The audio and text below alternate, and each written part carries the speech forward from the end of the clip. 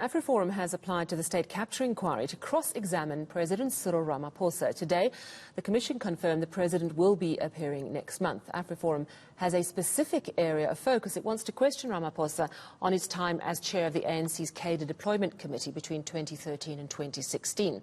The rights group believes Cater deployment could be the most important contributing factor to corruption and state capture. Well, I'm joined now by Afriforum's Head of Policy and Action, Ernst Roets. Good evening, Mr. Roets. Thanks so much for joining us.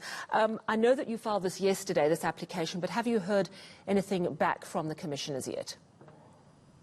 No, well, we have received a confirmation of receipt. We're still waiting a formal response. All right. Can you explain to us how it works? My understanding is that you are only afforded the right to cross-examine if you yourself were testifying at the Commission first.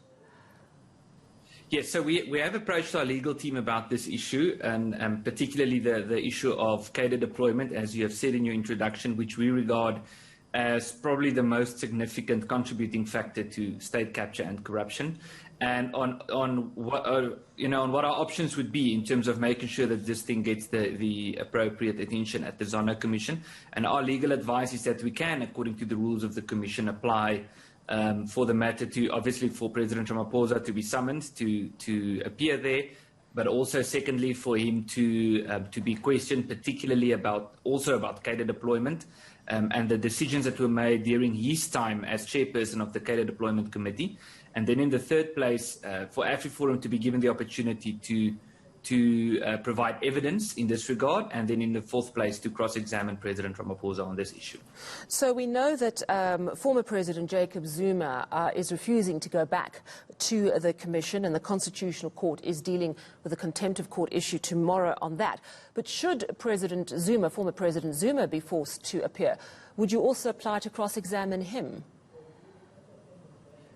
We might, but the reason why we particularly took this route is because we have such a strong position on cater deployment. It's not so much about President Ramaphosa or President Zuma or taking sides on this or something like that. The fact of the matter is that this is a very serious issue. The fact that the ruling party are appointing people into very influential positions because of their loyalty to the party, maybe despite apparent character flaws and despite a lack of integrity.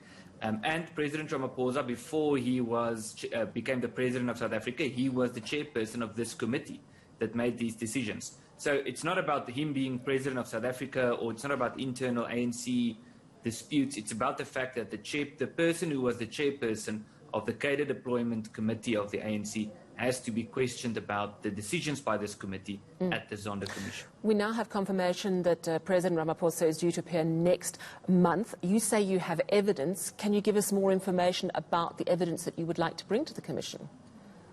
Well, obviously through our private prosecutions unit and through consultants and correspondents that we have worked with over the years, Afriforum has been very much involved with the battle against corruption.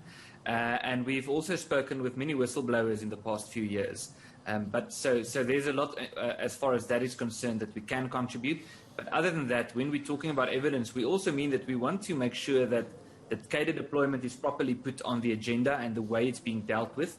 Because we do know one of the strong points of the ANC is that they put a lot of effort into writing down their policies in discussion documents and strategy and tactics documents and so forth. So there's a lot already on writing by the ANC themselves on what they mean when they talk about cater deployment. And we want to ensure that this is also put forth before the Commission. Do you believe that cater deployment has gone wrong? Is that what you want to unpack?